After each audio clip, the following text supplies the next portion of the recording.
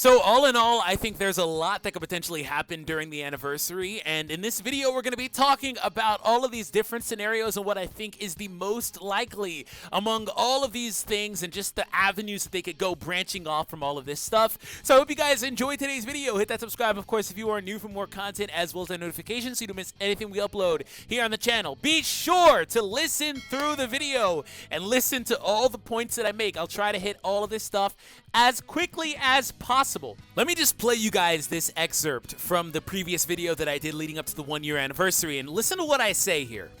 As I proceed through these parts of it, I don't think this is more likely. Like, if I had to go back and revise it, again, I think Vegito and Buhan are very likely, and I think SSB Goku and Vegeta in a part 2 alongside Golden Frieza would be the most likely. But now I'm just kind of throwing out some other stuff. Literally all those characters I said are exactly what wound up happening. So in short, if you guys want to watch this video, check it out. I go over a lot of stuff. But in short, I basically was able to predict literally pretty much all of the premium units for the anniversary. We had 2 major banners that featured a lot of characters, all the units I mentioned, and then on top of that, it was even down to the fact that it was Resurrection F versions, it was Buhan and Vegito type of deal. So as we move into this video, definitely listen to what I'm saying here, because I'm trying to make a big educated guess for you guys here. That's more or less what this video is about. Really expect to see a dual step up, dual LF release, and they kind of softened this up last time with that, where they dropped the LF Frieza and Piccolo.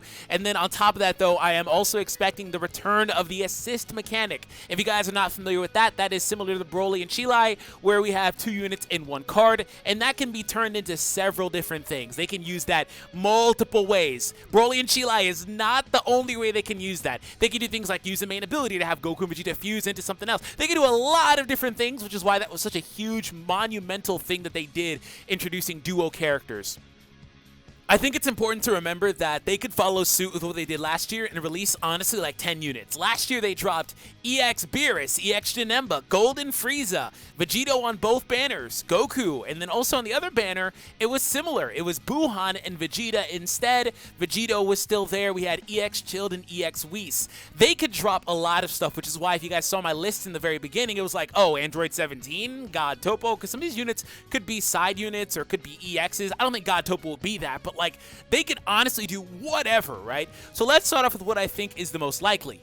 It doesn't really necessarily matter what combination of characters. It could be Trunks and Zamasu. It could be Vegito and Zamasu. It could be any other combination. Like, it doesn't matter. But I think that the signs have been there for a while that Future Trunks Saga is going to get very big representation from things like Goku Black's Zenkai, other changes that they made to units, like adding Future to this guy. He didn't have the Future tag a couple of months ago. They added it. That is preemptive. That means that Goku will have it if they drop a Goku from this arc. Well, they will eventually, right? Vegito Blue, whether he was going to have it or not, some people think he was because he's only in that part of the story, Vegito Blue. But whatever the case is, it doesn't matter what your opinion on that is. He will definitely have it because this Vegeta has it now. And again, the Vegeta didn't have it in the first place. There was no reason for them to preemptively add that tag onto that character unless it was for something big to come in the future, right? So definitely do think that Future Trunks Saga does have the opportunity to have very big representation. And again, it doesn't matter the combinations. They could do weird things like dropping an EX Goasu. They could do another EX Zamasu or things like that. They could do a transforming Rose. If you guys saw my sheet earlier, again, there are different ways that they can do this stuff. But I think that the Future Trunks Saga is still the most likely to be represented in some capacity during the anniversary. But I will say, just like the anniversary year 1 banners, it doesn't have to only be one type of content. We have the Buu Saga and the Resurrection F Saga being represented at the same time. And then on top of that, we have random EXs that kind of fit into that sometimes, but not exactly, like Chilled. And then we have Whis here, who does fit into the God Key meta, right? So there are different ways that they can do this stuff and release these characters. Janemba super random. So that's what I think is most likely. I still think Future Trunks Saga is most likely. Now, for next on my list, I had to really choose between the next couple. I think they're super likely, very, very close to each other in terms of how things work. And for the next one, that one actually shot up on my list recently. This one is actually really cool to me because with the release of Kefla came a lot of speculation of an Ultra Instinct Goku release in the game. Now, there are reasons why this could very much likely happen. That's why it is my next one on my list. So let me just kind of talk about this very quickly. Ultra Instinct Goku is showing up in a lot of media right now. He's going to be in Fighters. He's also going to be in Dokkan Battle. there could very realistically be a Ultra Instinct Goku just everywhere type of deal going on right now, and it would make a lot of sense from the marketing perspective if you're Bandai. There's a universe out there where this happens, where all these games get Ultra Instinct Goku at or around the exact same time. So don't sleep on that as a possibility. With the release of Kefla, again, people started really speculating it, but also another thing to consider is they did tease this arena, the Destroyed Tournament of Power arena. I'm pretty sure it's not actually in use in the game. Again, the Destroyed variation, right?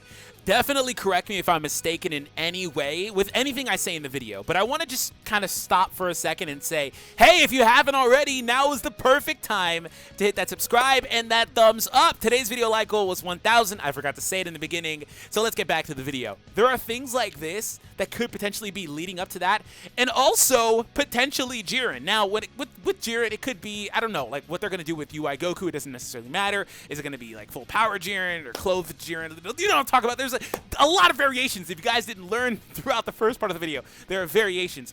But this new tag, Powerful Opponent, being added into the game, people are really thinking this is for Jiren, right? There are a lot of reasons as to why UI Goku and Jiren could potentially be coming, and this shot up my list. A couple of months ago, I really didn't think this was likely, but if you look at the tie-in between the Dragon Ball media going on outside of Legends, right, it would make the most sense if you're Bandai to just promote this guy across the board type of deal. So it would make sense, right? So that's definitely something that I think is a possibility. Now, that doesn't mean that it's the most likely. I still think that's future, but it's far more likely than I thought it was a couple of months ago. Here's the next one. Idea is with Gogeta Blue here. I feel like they should have probably just released him a while ago and just kind of called it a day, especially when the movie hype was at its peak. Let me know what you guys think about that. I know they like to save Gogetas and Vegetos and these characters for anniversaries, but I feel like he should have dropped a while ago. Anyways, Gogeta Blue, I feel like he's a bit of a meme in the community, but people will still be incredibly hyped for him, so he is definitely on my list. It could be Gogeta and Broly. There's also a scenario where they could do like Gogeta and Vegeto and then a bunch of other units, right? They could have dual LFs. Again, remember, dual LFs is a thing. They could do dual LF Gogeta and Vegeto, and then on the banners also include like Zamasu on one and then Broly on the other, for example. They could do stuff like that. There are a lot of different ways that they can handle this, but I definitely think Gogeta Blue does not need to be slept on. I think he is definitely more than ever in the discussion. And the fun thing about Gogeta Blue is Fusion Warrior, right? Fusion Warrior, I don't think needs another buff. I don't think they need another premium good unit like that, or two. Oh my god, they don't need it. But they're going to get them eventually, right? They're going to get them eventually, and these types of characters, Gogeta Blues, Vegetos, Gogeta Vegeta, whatever, they are normally saved for anniversary types of events or big celebratory events like download celebrations or things like that, and it just makes the most sense to have them in the discussion again. But again, Fusion Warrior recently has been one of the most buffed teams, because if you look back just a couple of months ago, they didn't have Kefla, they didn't have Yellow Vegeto, they didn't have Gotenks, and it was still a very good team, but it was quite dated actually. Super Vegeto Purple is coming on a year because of the first anniversary, right? Red as well, right? So like the team was quite dated, so they recently started picking up a lot of love. So definitely don't sleep on Gogeta in any capacity, whether it's paired with Broly or paired with Vegeto or paired with whatever. Do not sleep on Gogeta Blue as an option for the anniversary. Now, the fun thing about Fusion Warrior is there's actually another scenario for the final spot here in my video. I don't think it's incredibly likely, but they could do something like where it's like canon versus non-canon type of deal or whatever, where they have like Gogeta and then double Gogeta, like Gogeta Blue and then like SS4 Gogeta on another banner, or like Vegeto Blue and SS4 Gogeta. They could do pairings like that. It doesn't have to match up exactly like how it did for the first anniversary type of deal. They could do whatever pairings they want. But I think, just for the record, I want to drive home, even if we don't necessarily love the idea, because I certainly don't. I just think it's very likely, and I'm preparing you guys for it. Dual LFs and things like assist characters are also still in circulation. So things like, for assist characters, for example, it could be a Goku Vegeta like I talked about in the beginning of the video.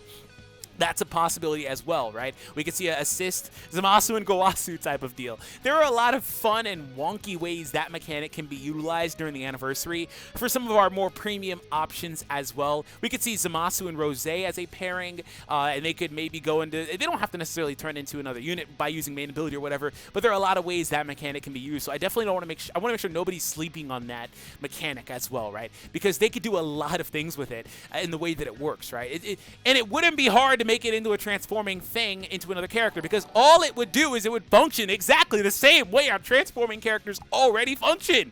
They already do it. It's not even that groundbreaking.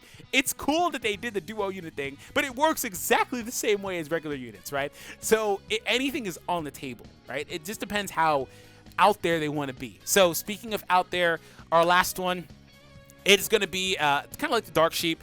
It's going to be SS4 Gogeta and Omega coming into the game. GT definitely did not get introduced for no reason, right? So here's a fun thing about GT.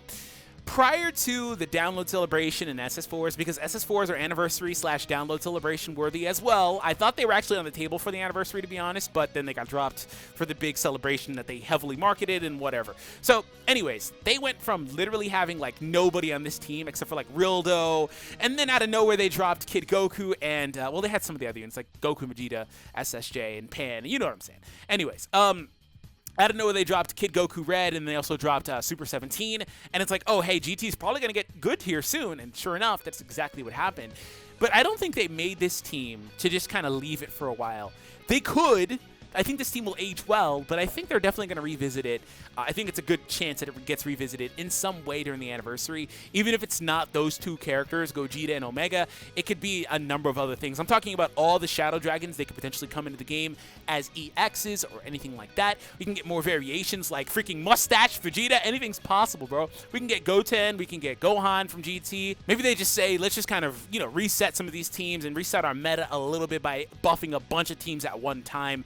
And maybe that's what they do. Let me know what you guys think. Like I said, there are so many possibilities for the anniversary. Don't sleep on just kind of what we get. But today we do have maintenance, and I think today could be an indicator for some of what to come in the anniversary. We might get like a pre-anniversary countdown or things like that today, so we'll see what happens. But let me know what you guys think is most likely. Again, I think Future Trunks Saga is still the absolute most likely content to come into the game for the anniversary, but I really wouldn't sleep on UI Goku at all. Like, people are so apprehensive when it's like, oh, UI Goku's not coming into the game. Oh, Gogeta Blue's not coming into the game. Anything can happen whenever. It really doesn't matter if it's an anniversary or not, to be honest. Anything can happen whenever. So get out of that mindset. Stop thinking that way. Stop feeling that way, because it's not exactly the truth, and we'll see what happens. Anyways, I hope you all enjoyed this. Hit that subscribe, hit that thumbs up, and I'll see all of you guys in the next one. Peace out, everybody.